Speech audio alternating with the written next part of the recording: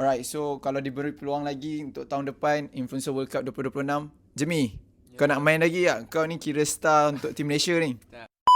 Tamatlah perjuangan tim Malaysia dekat Influencer World Cup 2025 ni.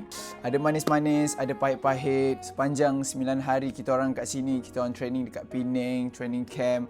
And Akil pun nak minta maaf juga kalau tak dapat beri performance yang terbaik untuk tournament kali ni. Sebabkan Akil punya ankle injury yang belum baik 100%. I tried to give my best during this tournament and Alhamdulillah Akil dapat contribute satu gol, which is lawan England hari tu.